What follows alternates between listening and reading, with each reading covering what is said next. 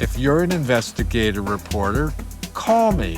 If you're a book publisher, call me. If you want to tell a story through a documentary, call us. Hey, everyone. Thanks for coming back for another edition of Foul Ball Safety Now Talks. Excited to bring you some news and excited to tell you we have a guest coming up in a few minutes.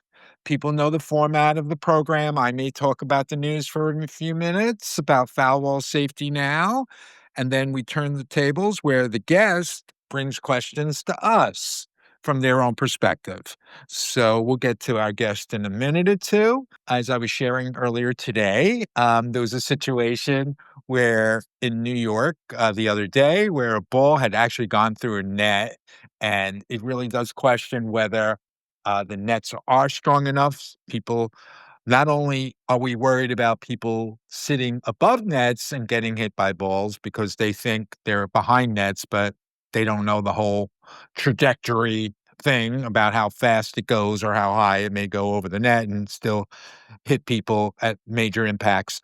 But that's for later on in our discussion. But we did find out about a ball that went through a net. There's a picture on X.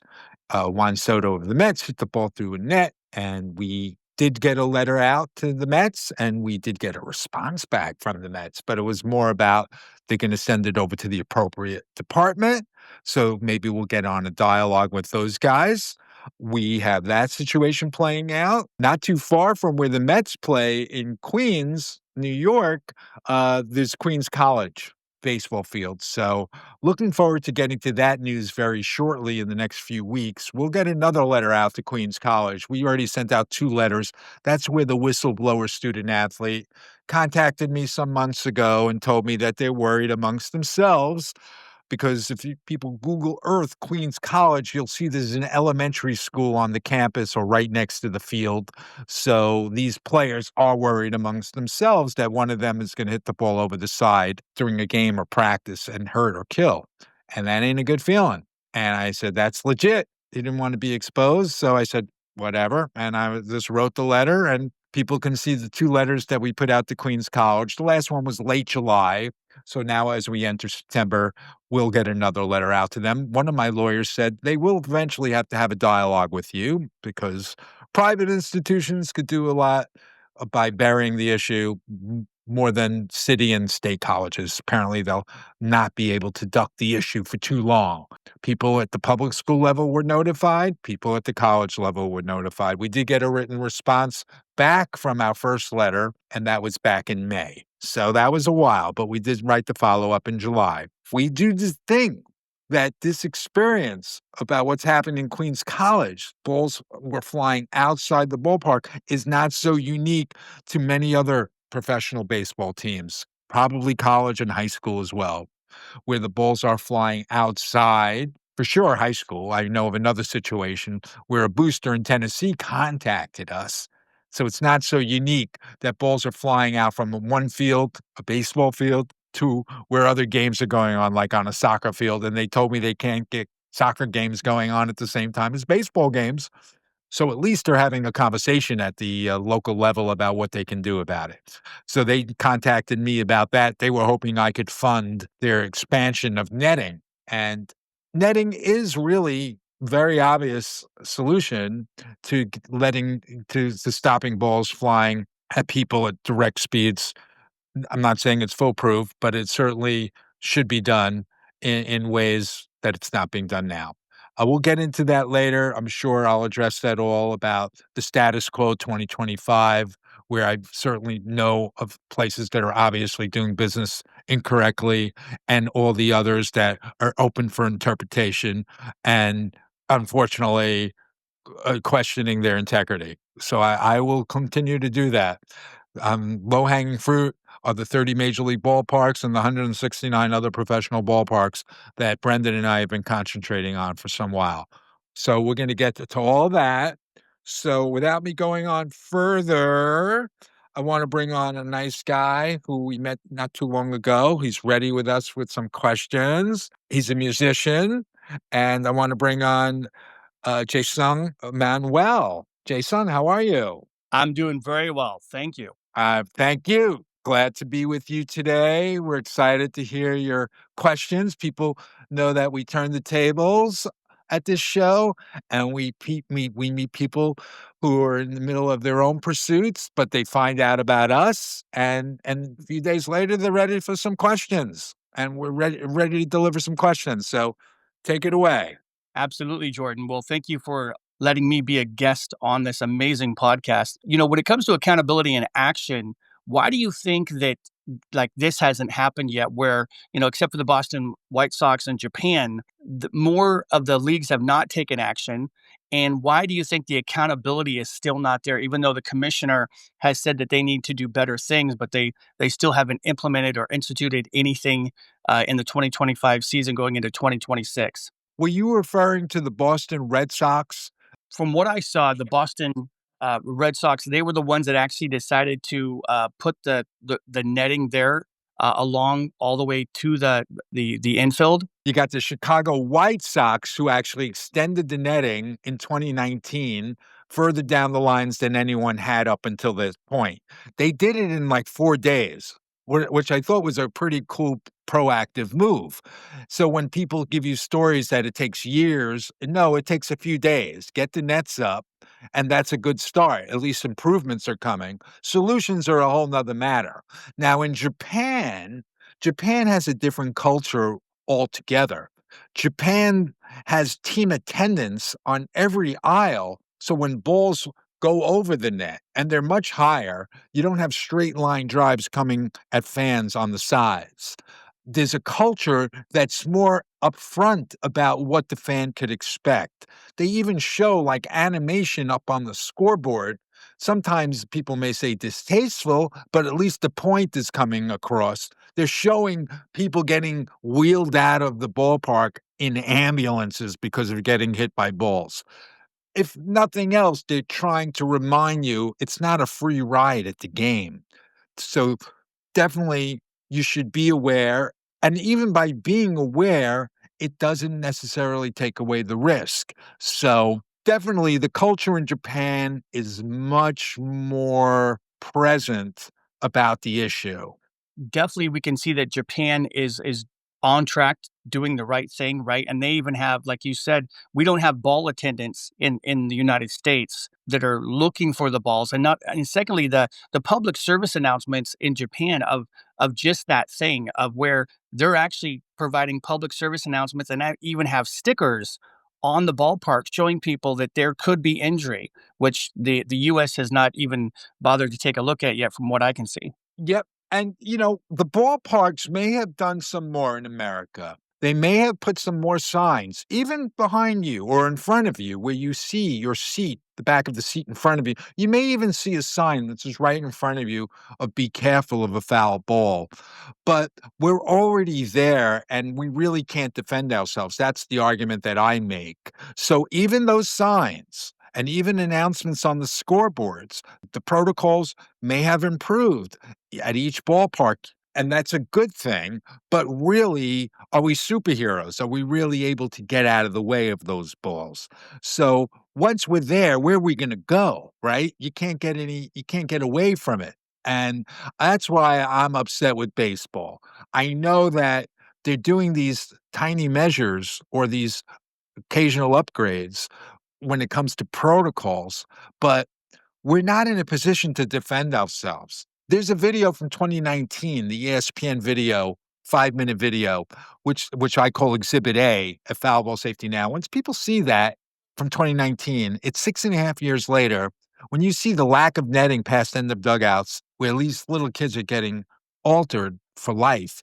6.5 years later, there's 30 to 40 cities that are still operating the same way with it clearly demonstrates no netting past end of dugouts. And why would human beings be sitting there in 2025? That video got a lot of views, a lot of comments, and still, and unfortunately, ESPN hasn't been dedicated to this campaign as I have been.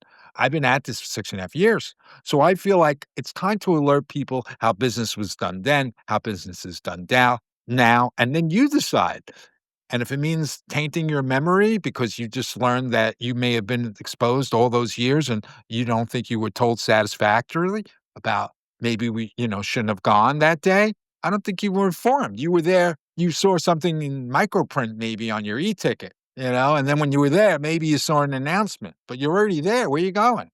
And not only inside ballparks, but outside ballparks. What I can see, the baseball rule really shields team owners and leagues, and to not make them responsible for consequences of their actions when it comes to themselves as a league, but also as a team.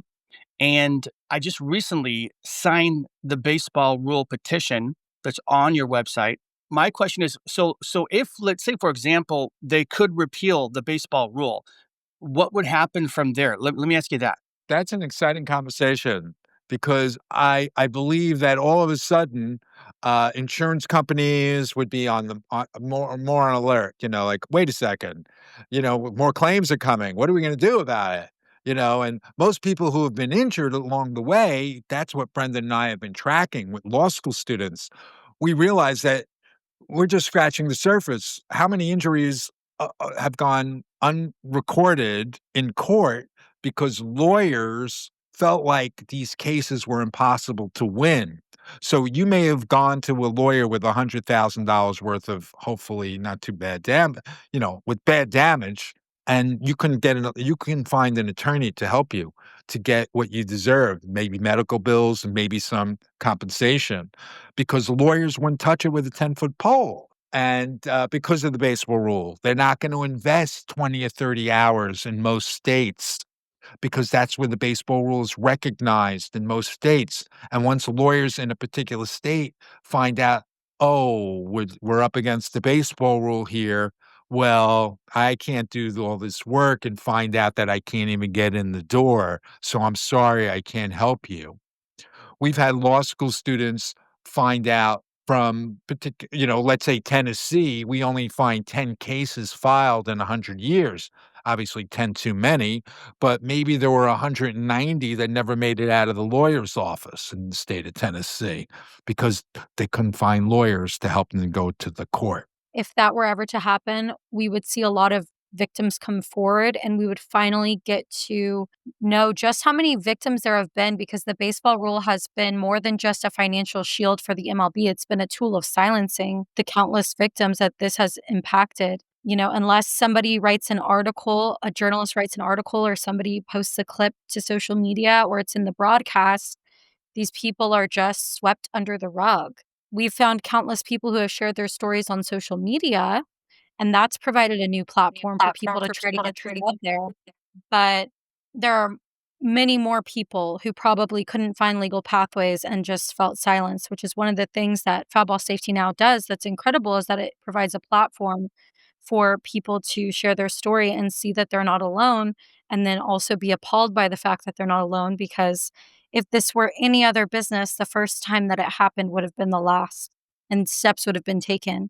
Yeah, I agree with That you was there. pretty The foulballsafetynow.com, before I looked at that website, I had no idea. I had no clue what was going on, because most of the time I'm on tour or busy doing other press junkets. For those of you that don't know who I am, the reason why this whole thing is such a big thing for me is because in 2009 I had a traumatic brain injury. Now, I did not get hit by a baseball. I did not get hit by a car. I actually got hit by a refrigerator. And long story short is when I had the brain injury, it changed my entire life. So I can just imagine a 3-week baby girl being injured by a baseball, and all of a sudden she has a brain injury, which changes everything, all of her existence, everything for the next 20, 30 years, right? For me, I was actually, almost like not a coma state, but almost like a vegetable state where I had help walking and talking. And along with that, I also had the ability, I had to learn everything over again. It was really an interesting thing because at first I didn't even know what was going on. Like most people, like I went to go cook something, and I went to go cook like a Denver omelet that day. And when I went to go cook the Denver omelet, I went for cilantro because I was a good cook, and I went ahead and took care of the bottom of the fridge. But when I put my head in the fridge, it was still actually open. So when I hit my head on the top, which was the freezer, then all of a sudden I hit my head and I'm like, oh, that really hurt, but I didn't really think anything of it. And then 2 days later, I'm looking at like a script and words, and they're jumping off the pages, and I'm like, oh, I'm just tired, not thinking anything of it. 2 days after that, I'm having what the doctors call night tremors, and then 2 days after that, I go into the hospital. I'm having 100 grand mal seizures an hour, with a 3 to 4 minute window in between, and that continued for 18 months straight. I lost my pelvic floor muscles, had 21 weeks of physical therapy, and so much more. So if you're looking at this from the standpoint, if you're listening to this right now going, wow, is this really something that is taking place? Can you imagine a 3 week baby girl or a 2 year old or a 3 year old and having to worry about that brain injury that's happened to them? For me, I had the privilege of at the time I was married. I was a year and a half into my marriage, and everything was going great, amazing intimacy and such like that. And then one day it all changed, like nothing. Absolutely nothing. I could barely walk. I could barely talk. When I came out of the actual seizures, I couldn't talk. I was using American Sign Language to communicate. So, I mean, I can just imagine what it's like for the parents that this goes through, or the people like that lose their family members. Because, and so when I took a look at this website and had the privilege of meeting Jordan, it was just incredible because what I really realized from all this was that this is not really known. I mean, he's doing the advocacy and such like that, but like I can really understand it because I've been there. I've done that and I've gotten better, right? So what about the ones that can't get better? What about the ones that are still in that state because, their brain is fractured? I mean, all these other things that are added to it and the stress and the grief and all that stuff. So that is why I really appreciate what Jordan is doing, and that's also why I'm on the podcast today because I've been there. I've had a brain injury, a traumatic brain injury, which literally took my life and turned it upside down. Right. So, getting back to the podcast a little bit, the children injured. Like, let me ask you a question: how do we Sure. stop it once and for good? Great question, and thank you so much for sharing, and it sounds like you're doing so great, and keep it up, and, thank you. It's very courageous of you to tell us all of that. Clearly, right now, it's so horrific that 30 to 40 cities are operating in a way that we know it's so clear the present danger for anyone, any human being. Once people see Exhibit A from 2019, it's a 5-minute video that ESPN produced. It demonstrates the lack of netting and what the consequences can be. And we see, unfortunately, on that video, kids getting slammed by foul balls. And again, there's 30 to 40 cities that still operate that way. So you need action in these cities to prevent them doing business not one more day of allowing, young people to be in those sections. And then throughout the ballpark, we need to finally have a dialogue on what's appropriate and what's not, because there's people still being blinded at major league ballparks. 2 years ago, we know of an incident in Pittsburgh where a man was blinded. And we know of a couple of kids that were critically injured. I'm calling a nurse's station in the middle of the night to do a little investigation and finding out a child was in critical care and upgraded to intermediate care.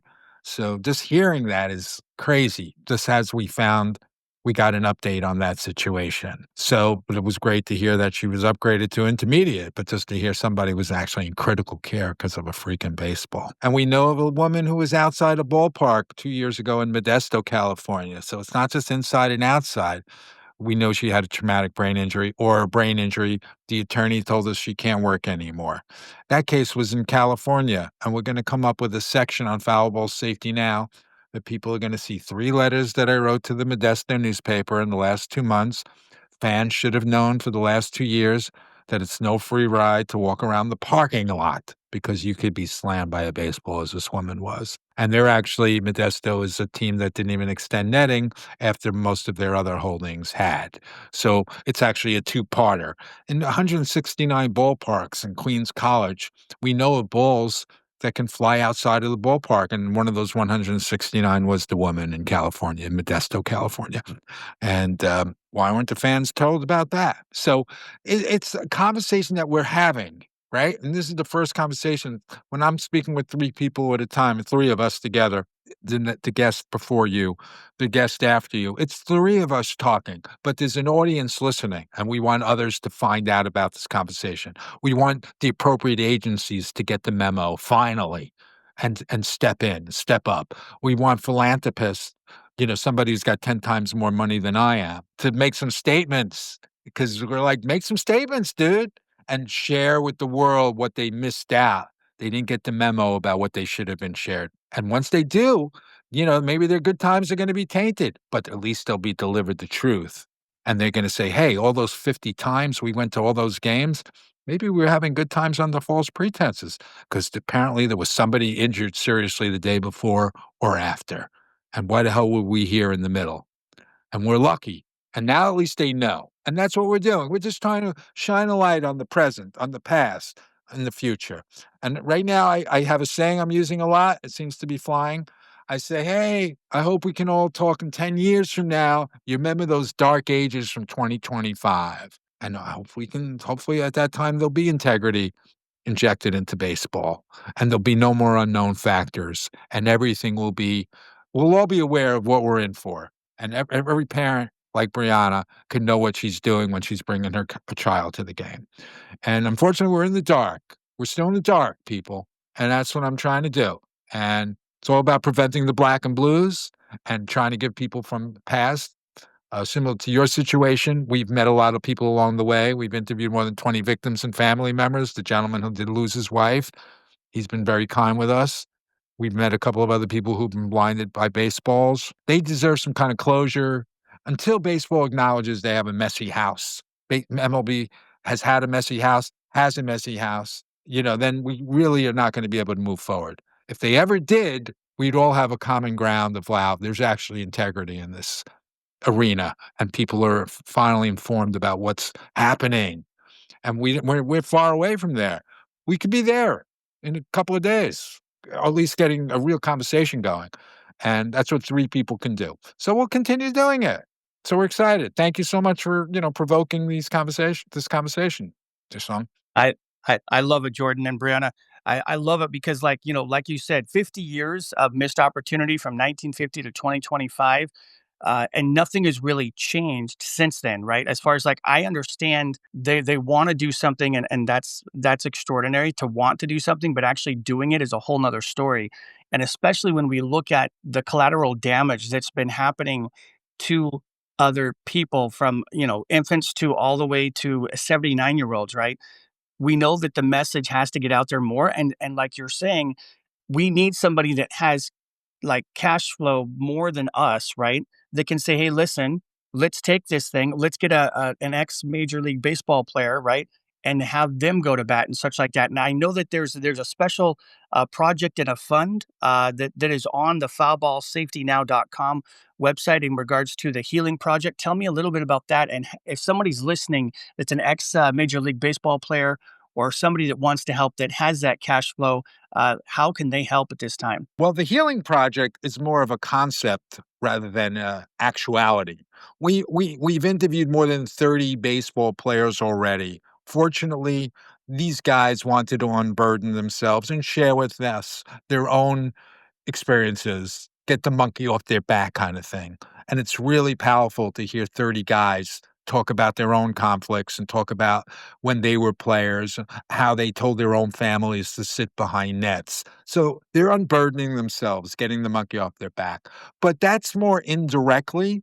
The Healing Project isn't a fund. I'm not taking any money. I'm not a not-for-profit. I'm just a regular guy who has a few extra bucks paying people like Brianna and Brendan to make sure we're putting things out there every week and learning about things and following up on them. But, again, guys, there's 199 experiences out there. There's 169 professional ballparks. There's 30 major league ballparks. All of them we need to take a microscope out how they're doing business past and present, inside and outside. That being said, the Healing Project, I'm ready for the people in baseball to unburden themselves. The players, it's set up for the players, but other people as well who are within the game, the baseball writers, the baseball broadcasters. But the players clearly have something to say because we've interviewed more of those. We've interviewed more players than broadcasters. We've interviewed 2 ESPN broadcasters, and boy, do they have a lot to say. And it's very courageous of them to come on the record with us. So we've interviewed more than 70 people, formal interviews that could be inserted into a book at some point in time. Literary people are checking out of all our content and figuring out exactly what we have. That's exciting. But the files keep growing. Every week we learn more.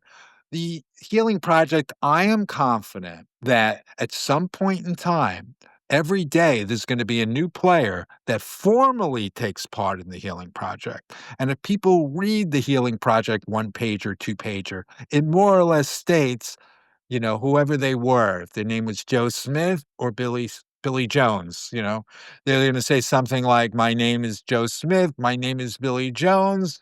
I played baseball from this year to this year. And, I told my own parents to sit in certain places and my own relatives to sit here or there, but I didn't tell anyone else. And I'm sorry. And I'd be like, thank you for sharing. That's it. It's like they wanted to share with us. They knew the masses weren't aware of what they knew, what baseball players talk amongst themselves, like the Queens College players. They know that one of them is going to do some serious damage. And it shouldn't be left on the shoulders of this generation to make the change. It should be on the shoulders of all those people that have gone through the game already and know that younger minds are being compromised every single day because they're all in search of being major leaguers. So they all bite their tongue, and their families are biting their tongue too. And they've been adults a lot longer than their children. They know their own children are probably keeping it inside. But maybe it's so strong that the kids, they don't want to jeopardize their own kids' dreams, and they're not getting involved. You spoke a little bit about the book, and what I want to know Yes. is, let's talk a little bit about your upcoming book. What does the book mean to you, and how will you use that platform, like the speaking platform and going across the country and the world, to help fans be aware of foul ball safety now? If MLB ever had their house in order when it came to netting, imagine what we can do as a baseball community throughout the world. Because I got to think there's a lot of countries that don't have proper netting at all. And America invests in some of these countries. They have baseball academies in some of these countries to find the 1 in 100 that stand out and get the big contract. Most of those guys are going to end up living a regular life, and they're not going to make it to the United States and make the big cash. So if MLB ever had their house in order when it came to netting, just think about how we can cut this out of everywhere. They should be nurturing all the issues at every high school, college, and professional baseball field that are lacking netting, saying, if you have an issue with netting, call us and we'll figure it out. But they're not open for that because they're the leaders of the detriment. They're not dealing with it forthright. And they could set the example, but that's not the world we live in right now because there's billions of dollars and there's plenty of money to get netting all over the planet. Please, we can do it, right? But MLB doesn't have their house in order, so they're not going to be the ones. Till I believe they did or do, I wouldn't say they're the ones that are going to help. What what our content has done is demonstrate, I think, that my instincts were correct for the last 6 years, that I'll continue collecting all this information. If you're an investigative reporter, call me. If you're a book publisher, call me. If you want to tell a story through a documentary, call us. We'll give you what you need. I'll play a role, any role you want. If you feel like the story should be told a certain way, bring it on. So we're going to be here. We're students. We're ready to, contribute to the conversation. So it's exciting because we're getting people to dip their toes into this with us. But everything costs money, and people that want to broker these deals, well, it may not be my money. It'll be their investors, or it'll be, I'll wait for a publishing company to come along before I self-publish because they'll believe we have the contents that's going to tell a compelling story. So it's exciting. We're available. That's in a short, we're available to inspire this conversation. Well, I absolutely love the fact that you are available to inspire the conversation. and Brenna as well. Like, you guys are leading the pace with the conversation, and your mission is to help families and fans. And I love the mission that you have because you saw something that was taking place and you took action. Unlike other people today, maybe they won't get involved, maybe they don't want to get involved, but you actually are taking action and you're putting things so that everybody can see them on the website, which is foulballsafetynow.com, right? And you've got the video up there with Brian Gumble where it shows actually the foul ball and the speed, and then where it actually take place. And then you got the other video with the Brian Gumble, right, that shows Japan and what they did. So if you haven't seen it yet, you definitely got to go to foulballsafetynow.com and check out that video. It's on the John Oliver letter, and definitely check it out because like it's worth showing your family and friends, just so that if you go to a baseball game, one, you're prepared, and two, bring a hat and bring a glove like Japan does, and that should help. But again, it's like if you don't have awareness of this, then you don't know anything about it. I mean, I know before I looked at this website and I was introduced to you, I had no idea this was even going on, and it was such a big thing. So I appreciate being able to know about, again, foulballsafetynow.com, because of the fact that it actually spreads awareness. And just like back in the day with grassroots and even with the 1776 and the Patriots, right? People need to know what's going on. And so I really appreciate you being a freedom fighter and an advocate for all the families and all the fans, and even the people that can't actually have a voice now because they've got hit by a ball. You are their sounding board and you are their megaphone. And thank you for everything that you do. Well, that's great. We really appreciate, Jason, that you came on to talk to us. First, I just want to say, Jason, thank you so much for sharing your story. I'm so sorry that that happened to you and that you had to go through having a TBI. But having been someone who has experienced that, my question would be, what message do you hope that the fans, the families, the athletes, the people on the inside of the corporation take away from your story? Just because we're aware of so many people who have been hit by foul balls and gone on to suffer seizures for extended periods of time, what message do you hope that they take away from your story to understand the gravity of this issue? I would say that I would not wish a traumatic brain injury on my worst enemy because it is so, I mean, having those seizures is so, it's not only life changing, but it takes everything out of you as a person, as a human being. And secondly, like, you have to do everything in a whole different way. So the message that I would say is that, life is precious. Like, I had the privilege of being able to overcome this, but some people do not have that privilege, right? So why would you do something like, why would the baseball teams and why would the major league and such like that? Why would they allow something that they know is a safety hazard to continue to take place? It'd be the same thing if I was playing a concert of 30,000 people and I knew somebody was beating the crap out of people in the mosh pit, and I wouldn't yank them or have security yank them while my concert was happening and stop the concert. It doesn't make any sense because, as you know, if you've seen any of the videos, like, you stop the concert, you handle the situation, and you get it done. And what it looks like to me is that no one is actually handling the situation. They say they're taking steps, they're putting band-aids on it, but they're not actually handling it like Japan did. So I think that the Major League Baseball and the commissioners and the people that really want change for baseball and to bring back the greatest American sport in the history should actually do what they say they're going to do, provide the change, take action, save a lot of people's lives so that they don't have to end up having a brain injury, having their whole lives shaken upside down, and even in some cases, having their lives ripped away from them. Pretty powerful. Hey, Jason, just to say that Japan is doing things a lot better, it doesn't mean they figured it out. They still have some areas that I see as an obvious flaw. They still allow balls to go over fences in home run territories. They have a section in the first row where they call the excite seats. Yes, they provide helmets and gloves for the attendees, but some of them are little kids and they're wearing helmets, but they don't have face guards or neck guards on.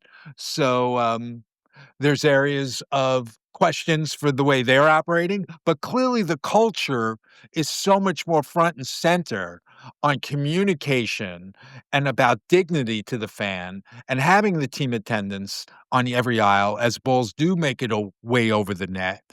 But America, unfortunately, has been doing business in the dark ages. We're still in the dark ages. And until these conversations start happening, the three of us, until we convert, not necessarily convert, but inspire 12 others to think about it, the appropriate agencies or the appropriate representatives, or finding that athlete that's ready to come forward, similar to those other 30 guys that similarly were ready to talk about the conversation. We're going to keep on fighting and we'll keep on, making these conversations with people like you that are coming at it who didn't have much of an idea about it, certainly experienced something in life that nobody should ever experience. You bring a really great perspective. This was a great conversation. And I don't know what else to say other than go to Foul Ball Safety now and check it out. We're in healthy aggression here, and we're excited meeting new people all the time. And we're going to stay in this healthy aggression. So I want to thank always Brianna Ludwig and Jason Manuel. We're going to do it again soon. So thank you so much, everyone. All right. Thank you, guys.